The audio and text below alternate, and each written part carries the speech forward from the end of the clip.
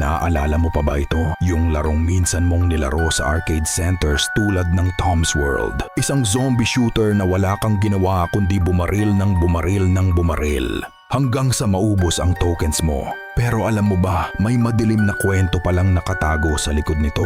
Isang kwentong umabot ng isang siglo. Sa videong to, tatalakayin natin ang buong series ng House of the Dead. Mula sa unang mansion hanggang sa post-apocalyptic na mundo at saan nga ba nagmula ang mga zombies at mga halimaw. Bago tayo magsimula, make sure to like and subscribe.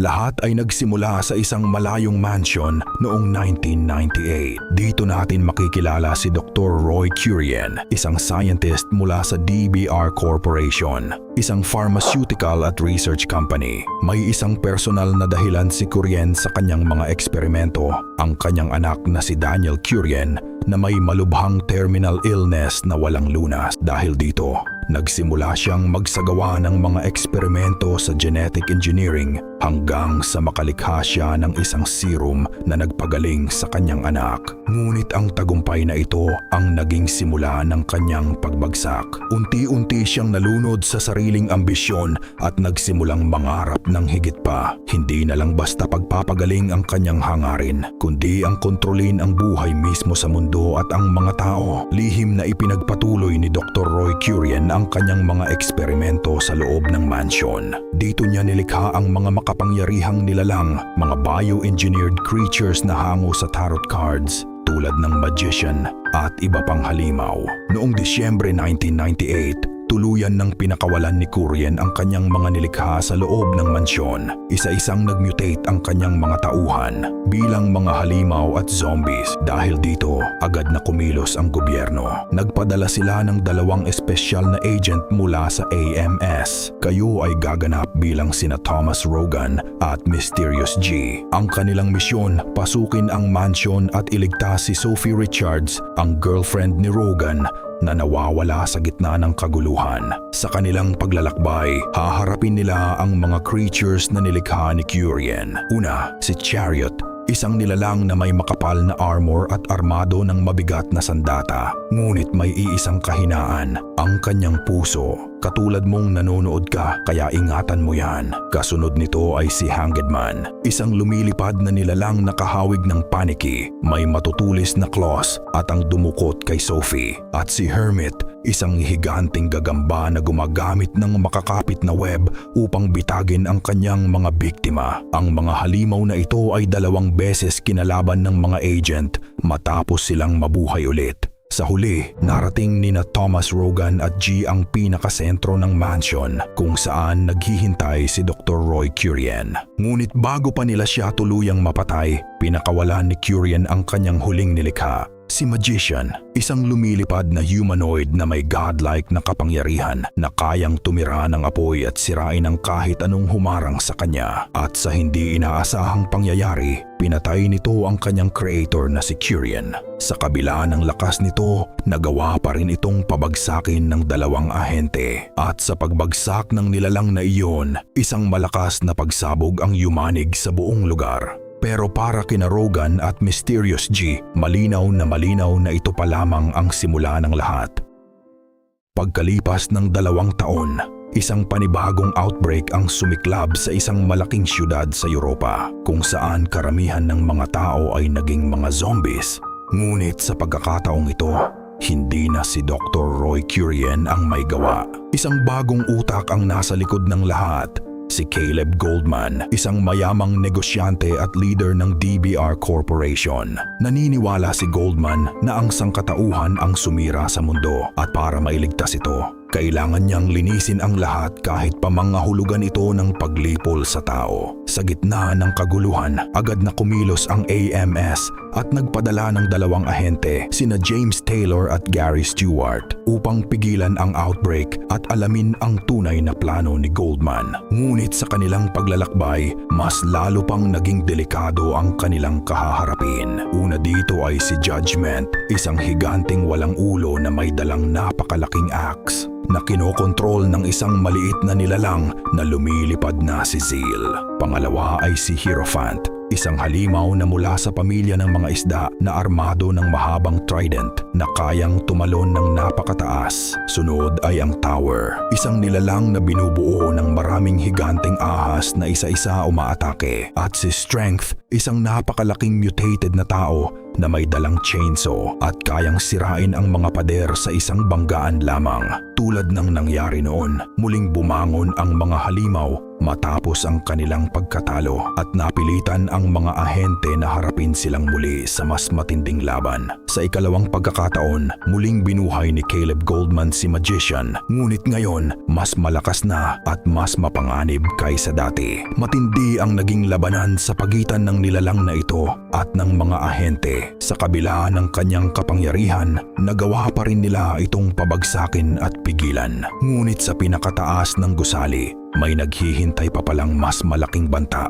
Isang nilalang na higit pa ang lakas kaysa kay Magician, si Emperor, ang pinakamalakas na creation ni Goldman. Utak ng buong outbreak at kayang imimik ang lahat ng mga boss na kinalaban nila. Nang tuluyan nilang mapabagsak ang kakaibang nilalang, hindi ito matanggap ni Caleb Goldman. Sa huling sandali, pinili niyang wakasan ang sarili. Tumalon siya mula sa tuktok ng gusali kaysa mahuli at mapanagot ng mga ahente.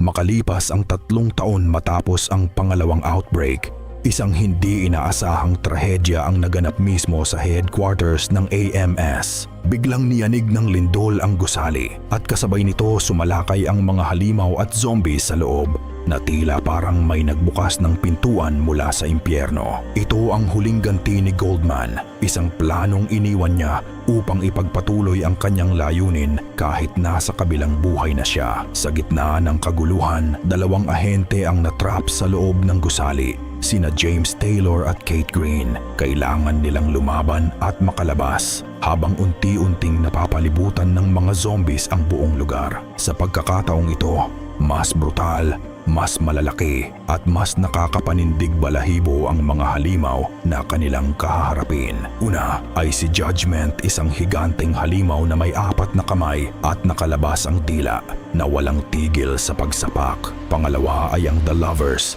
2 tarantulang halimaw. Ang isa ay maliit at mabilis, habang ang isa naman ay napakalaki at mabigat. Pangatlo ay si The Empress, isang babaeng halimaw na balot ng armor at may dalang 2 chainsaw na walang awang hinihiwa ang anumang madaanan, lalo na sa loob ng tren. Pang-apat ay si Temperance, isang higanteng bloated na nilalang na ginagamit ang sarili nitong katawan bilang isang mapaminsalang sandata. Sumunod ay si The Star, isang mala-assassin na halimaw na may deadly precision. Bago mo pa siya makita, nasugatan ka na niya. At ang pinakahuli ay si The World, isang mala-insektong nilalang na may kakayahang gawing yelo ang kanyang paligid. Sa laban na ito, umabot sa punto na halos hindi na nila ito mapigilan. At nang mag-revive ang halimaw, di nagdalawang isip si James na isugal ang sariling buhay. Dala ang pampasabog, hinarap niya ang halimaw upang bigyan ng pagkakataon ang kanilang misyon na magtagumpay. Sa huli, nagawa nilang mapigilan ang banta, ngunit kapalit nito ay isang mabigat na sakripisyo. At kahit natapos ang laban na iyon, isang bagay ang malinaw, hindi pa rin ito ang katapusan ng mga masasamang balak ni Goldman. Makalipas ang 21 taon mula sa unang outbreak sa mansion, tuluyan nang nagbago ang mundo. Nag-iitong post-apocalyptic wasteland kung saan nawasak ang mga syudad at nagkalat ang mga zombies sa bawat sulok. Sa panahong ito, si Lisa Rogan, ang anak ni Thomas Rogan, kasama si Mysterious G, ang mga ahente na may iisang misyon, hanapin ang nawawalang si Thomas Rogan. Sa kanilang paglalakbay, sumama sa kanila si Daniel Curien na determinadong tumulong at bumawi sa mga kasalanan ng kanyang ama na si Dr. Roy Curien. Magkakasama nilang tinungo ang EFI Research Facility, isang lihim na underground facility na matagal nang nakatago at puno ng mga sikretong eksperimento na ginawa ng kanyang ama. Papuntang pasilidad, mas lalo pang naging brutal ang mga halimaw na nagbabantay. Mga nilalang na halos walang tigil at walang awa sa pag-atake. Una dito ay si Death, isang higanteng skeletal guardian na may dalang mabigat na 2x2 at may kakayahang mag-regenerate ng kanyang buhay, kaya naging mahirap ito talunin para sa kanila. Pangalawa ay si The Fool, isang halimaw na tila mabagal kumilos, ngunit sa kabila nito ay napakabilis umatake gamit ang matatalas nitong mga claws. Sumunod ay si Sun, isang higanteng halamang nilalang na infected ng virus na ginagamit ang mga vines at bunga nito upang umatake sa mga players. At sa ikalawang pagkakataon, muli nilang hinarap si Death. Ngunit ngayon, mas malakas, mas galit, mas mabilis kaysa dati at mas matagal matalo. Sa huli, narating nila ang pinakaloob ng pasilidad kung saan matatagpuan ang eksperimento ng ama ni Daniel, ang Wheel of Fate. Isang nilalang na gawa sa metal na may umiikot na higanting wheel sa paligid nito at kayang umatake gamit ang malalakas na electrical attacks. Ngunit ang mas nakakagulat dito, ang yumaong si Dr. Roy Curien ay muling nabuhay sa loob ng halimaw na ito. Nagkaroon ng matinding laban sina Lisa Rogan at Daniel Curien laban sa nilalang. Sa huli, nagawa nila itong mapabagsak. Hinarap ni Daniel ang katotohanan, ang mga kasalanan ng kanyang ama at ang epekto nito sa buong mundo bago nila tuluyang winakasan ang lahat. Kahit na ang kanyang ama ang dahilan kung bakit siya nabuhay mula sa malubhang sakit, hindi niya ito kinampihan. Pinili niya ang tama kahit pa masakit. Dahil sa mundong ito, hindi lahat ng mali ay dapat kinukonsinti. Kahit pa sarili mong pamilya. Minsan, ang pagtama sa mali ang tanging paraan para hindi tuluyang masira ang lahat. Pero ang kwento ng House of the Dead ay hindi pa dito nagtatapos. Nariyan pa rin ang grupo ni Thornheart, naghihintay ng pagkakataon. At balang araw, muling sisiklab ang panibagong outbreak.